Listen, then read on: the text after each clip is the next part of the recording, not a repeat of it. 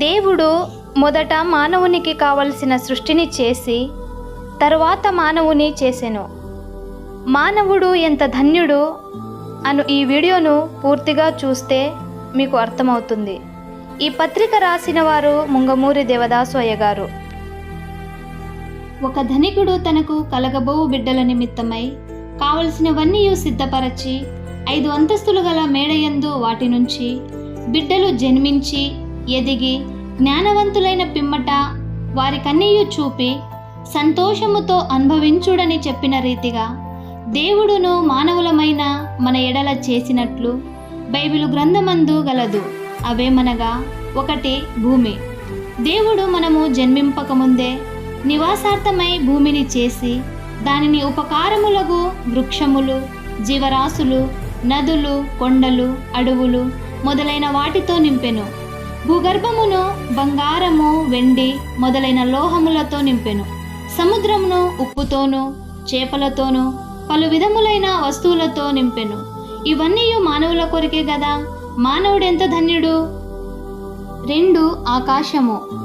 దేవుడు ఆకాశమును విశాలముగా చేసి దానిని పగలు కాంతినిచ్చు సూర్యునితోనూ రాత్రి వెలుగునిచ్చు చంద్ర నక్షత్రాలతోనూ వర్షమిచ్చు మేఘములతోనూ పీల్చుకొను గాలితోనూ నింపెను.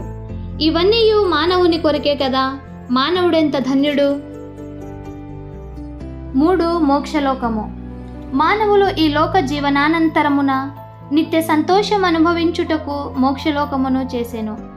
ఇది నిత్య నివాసం గల వర్ణింప వీలుగాని లోకము.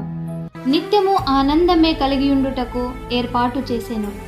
ఆయనను నమ్మి భక్తితో జీవించి మరణించిన వారు మోక్షలోకమునందే సుఖించుచు ప్రస్తుతము భూమి మీద బాధపడుచున్న మన యొక్క నిత్య రక్షణ నిమిత్తమై దేవుని నిత్యము ప్రార్థించుచున్నారు. ఈ మోక్షలోకమును ఇందున్న సమస్తమును మానవుని కొరకే కదా. మానవుడెంత ధన్యుడు. 4 దేవదూతల లోకము. మోక్షలోకమున కంటే పైన మరి ఒక లోకమున్నది. ఇందు దేవుని వంటి ఆత్మరూపులైన దేవదూతలు నివసింతురు. మానవుని కాపాడుటకు, మానవుని కొరకు చేయబడిన సమస్తమును కాపాడుటకు, దేవుని నుండి మానవునికి, మానవుని నుండి దేవునికి వర్తమానము అందించుటకు, మానవుని సుఖజీవనము రక్షణ నిమిత్తము దేవుని ప్రార్థించుటకు వీరు కలుగజేయబడిరి.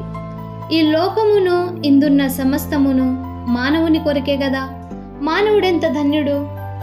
5 దేవలోకము. దూతల లోకము కంటే పైన మరి ఒక లోకమున్నది. దీని యందు దేవుడున్నాడు. ఆయన తన లక్షణములతో మానవుని కలుగజేసెను. తన జీవము, ప్రేమ, సంతోషము, న్యాయము, బలము మొదలైన తన గుణములతో మానవుని నింపెను. మానవుని నిత్య శరీరాత్మల రక్షణ నిమిత్తం అనాది నుండి ఆలోచనతో నిండియుండెను. దేవునికి గల సమస్తమును తన బిడ్డయైన మానవుని కొరకే గదా. మానవుడెంత ధన్యుడు. చదువరులారా, ఈ 5 అంతస్తుల మేడయును అందలి సమస్తమును ఎవరి మూలమున కలిగెను? బైబిలులో యోహాను సువార్త 1 అధ్యాయము 2-3 వచనములలో సమస్తమును ఆయన మూలముగా కలిగెను, కలిగియున్నదేదియు ఆయన లేకుండా కొలగలేదు అనియు. యోహాను సువార్త 1 అధ్యాయము 10-11 వచనములో ఆయన లోకములో ఉండెను, లోకం ఆయన మూలముగా కలిగెను గాని లోకము ఆయనను తెలుసుకొనలేదు. ఆయన తన స్వకీయుల ఎద్దుకు వచ్చెను, ఆయన స్వకీయులు ఆయనను అంగీకరింపలేదు అని వ్రాయబడి ఉన్నది. ఆయన యేసుక్రీస్తు ప్రభువే. ఆయన ఈ లోకములో శరీరధారిగా నున్నప్పుడు కొందరు ఆయనను అంగీకరింపలేదు. దివ్యోపదేశములతోనూ అద్భుతములతోనూ భక్తులతోనూ లోకమును నింపి వెళ్ళెను. నేడు తన వాక్య గ్రంథముతో లోకము నింపెను. సమస్తమును సమృద్ధిగా నింపి మనకు చూపించెను. స్వంతమని వాని నందుకొనుటయే మన పని. దేవుడు నాకేమీ చేయలేదని ఎవరు అనరాదు. మరియు ఆయన, నా నామమును బట్టి మీరు నన్నేమి అడిగినను నేను చేతును అని యోహాను సువార్త 14 అధ్యాయము 14 వచనములోను, అడుగు ప్రతివాడు పొందును అని మత్తయి సువార్త 7 అధ్యాయము 8 వచనములోను చెప్పెను.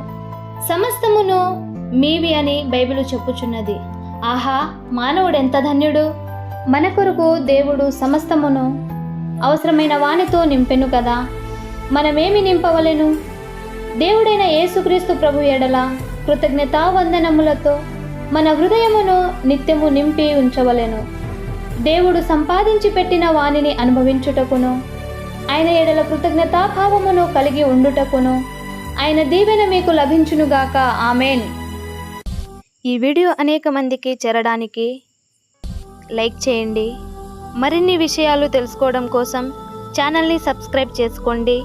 అందరికీ ప్రైజ్ ద లార్డ్. మర్నాథ.